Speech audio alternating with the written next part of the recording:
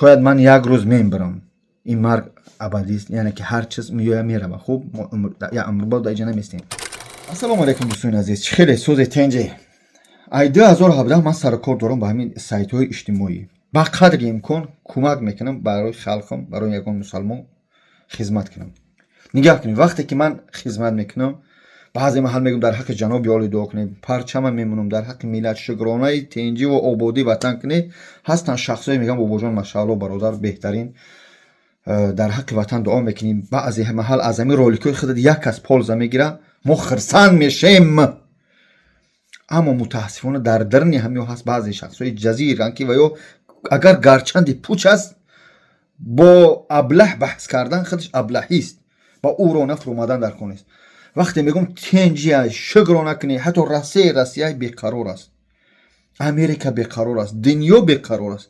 یک تاجیکستانی که مثل یک بهشت است، آباد است، تنج است، شکرانه آبادی وطن کنی. ات چاپلوس چی میخواهی ای مردم؟ یک کس برو بگو که مسجد رفتم من ای مسجد گردوندن نموندن نماز بخونم.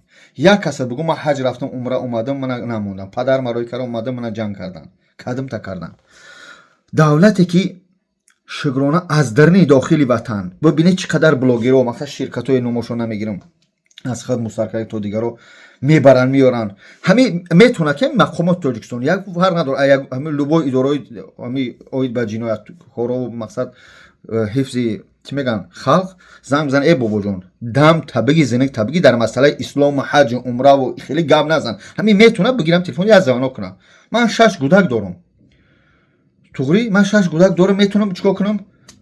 تمام من بگریزم عربستان برم یا بگریزم اروپا برم یا بگریزم یک آفریقا کدام سه برم؟ نه، یگان کس پروتیف دین نیست. هممون 99% ما مسلمانیم. یگان کس زنگ نمیزنه برادر، فقط حرکت که ضرر به جامعه نرسون. ضرر به جامعه چی است؟ نارکوتیک، آدم کشی، قتل کردن، فروختن یگان چیزایی که غیر قانونی هستن، مردم به غوغا و اغوا چی میگن انداختن. ما ایت را نمیکنیم، ما فقط تنج آرام در جای دنیا نباشه آرامی میگیم. به هم خاطر وقتی که دولت مسجد شده است، مسجد رو آباد است، سریم پریم، حتی بعضی ما الحمدلله هم که پروردگار داده حضرت تاجیکستان که همسایه ها ما حج رو کردیم. من مثلا اسلام کمک گفته اسلام که بفهمید شورش بعضی ما خدمت بگی حاضر خطیا نکنم اگر 70-80% تاجیکستان پدر و مادرش حج رفتگیه، قسم یا 20% نمیخوام، یا ای با همسایه هاش تقا و بیوی کلونش ورای کدگیان پیش ایگی جو همین چیزا بود. یک تاجیکستانی که مثل بهشت ده چه ما شکر نکنیم؟ چی با من نگم در حق مردم دعا نکنی؟ چی با بگم در حق وطن دعا نکنی؟ من میگم در حج میگم در حق وطن دعا کنی، در اجل میگم در حق وطن دعا کنی، در حق قشلاق تو، در حق رئیس قشلاق تو، رئیس محله تو، رئیس جماعت، رئیس نویت تو، در حق جناب عالی دعا کنی. ای مردم صغیرها وقتی نمیفهمی خیلی. ای مردم میگم که شکرانه آبادی وطن کنی، شکرانه آبادی کنی به خدا. ای مردم وقتی که شکر کنی میگن نعمت افزون شوه، گر نکنی از کفت بیرون شوه. چی با ما شکرانه نمیکنیم؟ البته هست مینوس، همه جو مینوس پیلوس داره، من نمیگم هستن. شاید در این حکومت بعضی مومنتایی که بعضی ها نینویدت میکنن اسلام، شاید یگان مومنتشو نمیخواهن، من کار باویش ندارم. نو الحمدلله همین خیلی جناب عالی گفت اسلام ما را، مسجدهای ما را، دین ما را از ما هیچ که مجبوری کشیده گرفته نمیتونه. ما مسلمان هستیم چون که پیغمبر خدا صلی الله علیه و سلم گفت که وقتی سلمان فارس در کتفش دبرش تگی در کتفش تپ کرد، گفت که این قوم این ملت اگر علم در آسمان باشه، در ستاره باشه، از همون آسمان علم میکشن. در حق همین سلمان فارس که از ماست خودتون میدونی. امام بخاری، ابو عبدالله رودکی، سعد شیرازی، ابو علی ابن سینا، چقدر الحمدلله بزرگا داریم، بزرگا داریم. ای بعضی نمیفهمیدگیات دین ما را هیچ که گرفته نمیتونه. من باز تکرار میکنم، همین در کار میشه مثلا میگم ای فلانی، ای بلوگر زنک تبگی در فلان تیمه گم نزن، در فلان مردم و دعوت به خانه خدا نکن، دعوت به مسلمانی نکن. نیست شکر الحمدلله والله بالله تالله تو حاضر نشیده نیست.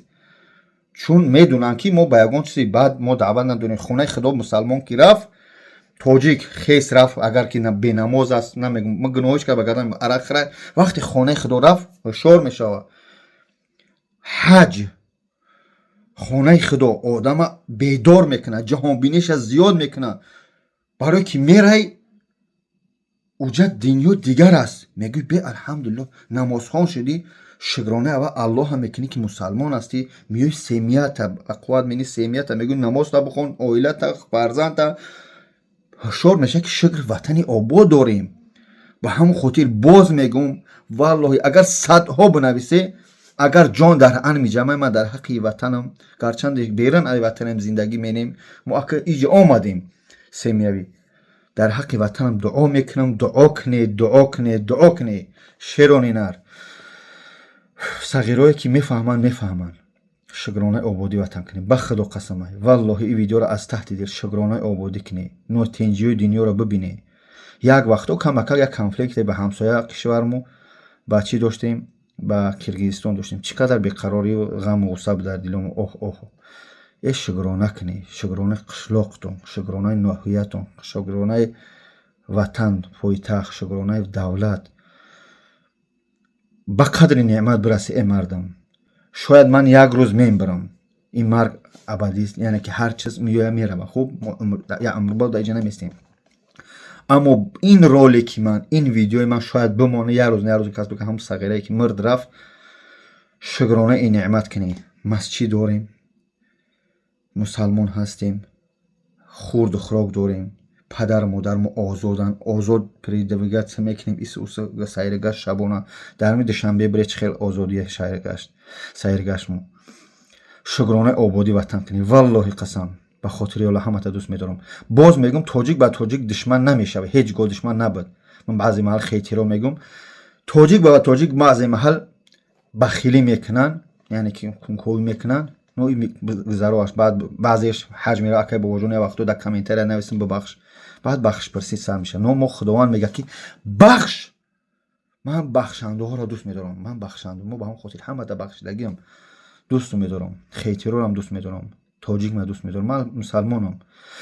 من باز میگم تاجیک بدن خودش این افتخار است تاجیک بدن این خودش یک شرف است مسلمانم. البته امام بخاری میفهمه امام حنیفه ابو حنیفه دنیا امام حنیفه را ایدم شای امام اعظم میگه مذهب امام اعظم همه را گفتن ما تاجیکیم نباشه میگفت یعنی شایگان چیزی میگه بخاری برای که وای خچه باز زاد فهمون مردم که من از بخارا هستم خوب به همون خاطر سرجم باشیم.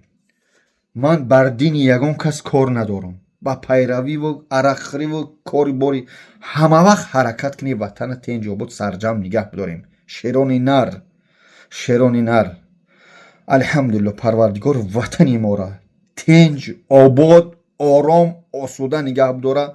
قرض قوله قرض داره برادرها از خدم سرکرد تا دیگر پروردگار کنده بسازه. همه تا به خاطر الله دوست میدارم. سرجم باشه ملت عزیزم. سلام علیکم و رحمت الله.